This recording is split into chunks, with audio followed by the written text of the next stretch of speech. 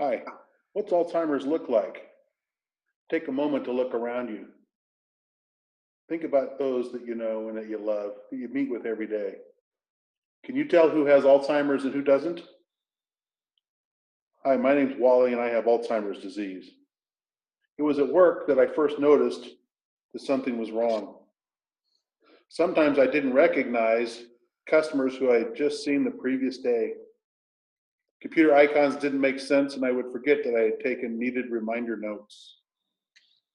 Finally, one day, a customer who was clearly exasperated with my pace and the confusion asked me, "What's the matter with you? Are you stupid?" I thought, wow, that's harsh. That was really harsh. But then I thought, no, I'm not stupid, but something's wrong. I don't know what it is. So my wife took me to see our family doctor, and he sent me for a neurological workup. And they came back and told me I had mild cognitive impairment. And I thought to myself, wow, it doesn't seem very mild to me. And they said, why don't you come back in about a year? We'll see how you're doing. Well, during that next year, I made more and more mistakes at work. I was having trouble with decisions at home. And I started feeling awkward in social situations. And most importantly, and worst of all, I no longer trusted my own judgment. At my next neurological appointment, I was given the diagnosis of Alzheimer's disease.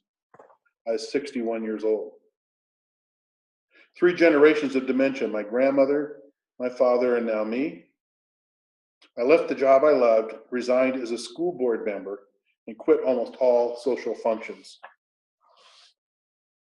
After resigning as a school board member, I received a call from the local newspaper requesting an interview to discuss the resignation.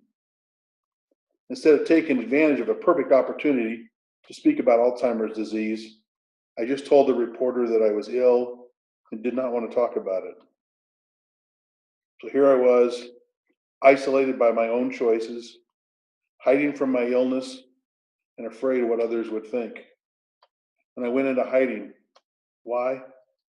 Because of the stigma that I felt of having Alzheimer's and dementia. Dr. Mark Agrenon wrote in his book titled Why Many People Abandon Friends and Family with Dementia and Shouldn't, that dementia today is treated like cancer was in the 50s and 60s, spoken of in whispers and sometimes kept from its sufferers. Let me right now acknowledge to all of you present today for not abandoning, not whispering, but joining together and calling for action.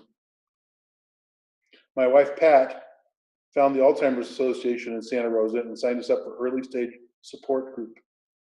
It was quite the commitment. It was a 3-hour round trip drive for us each week.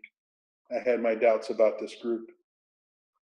But there we discovered people who were compassionate and focused, dedicated, knowledgeable, and kind, willing to help us and others on their journey.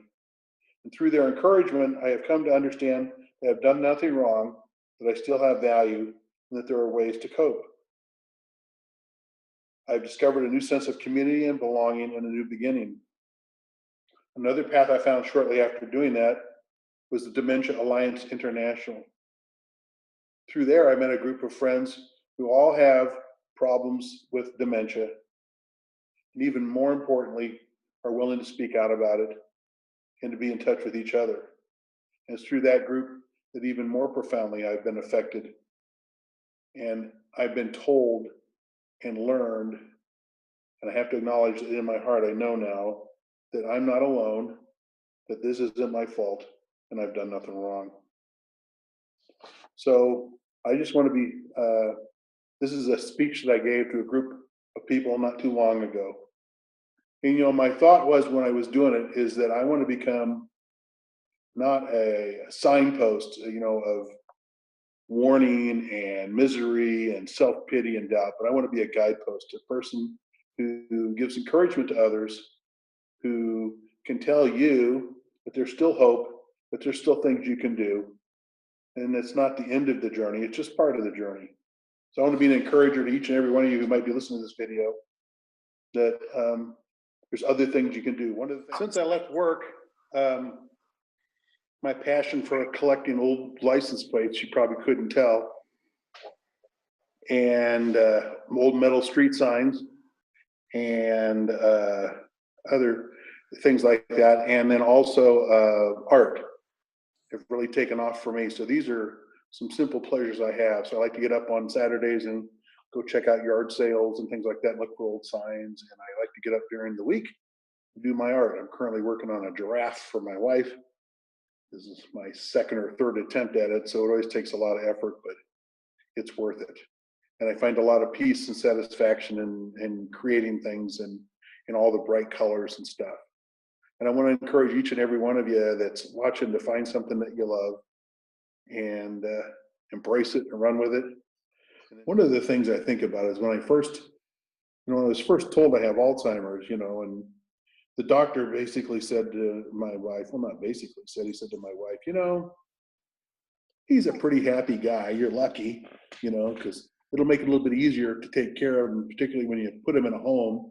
And you need to just go home and make your plans because he's very long to live, and that's kind of the end of the story. And you walk out the door and you're like, this is the family doctor, and I'm like, holy crap. And I didn't find the level of compassion and care that I really thought I should have found anywhere I went for medical stuff. People were kind, but they were never encouraging.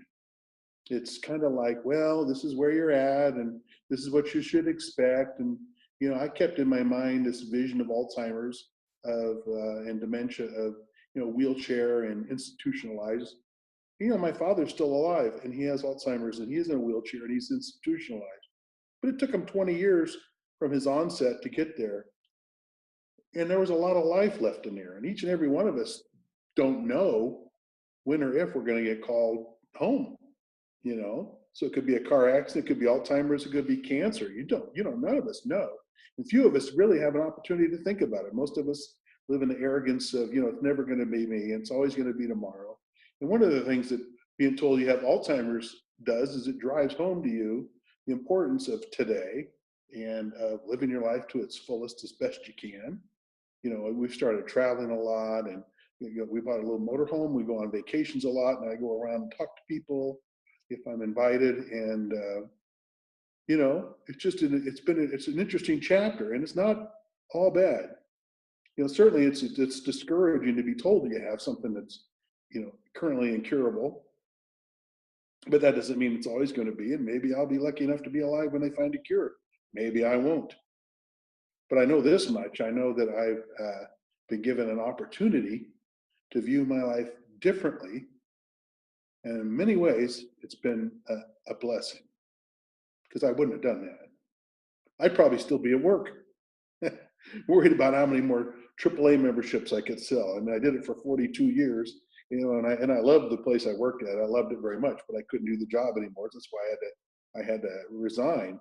But I've learned that there's more to life than work. There's more to life than just being footloose and fancy free and not caring. It's really given me an opportunity to care and make some new friends, like Mike and John and Maria, that are in our group on Thursday.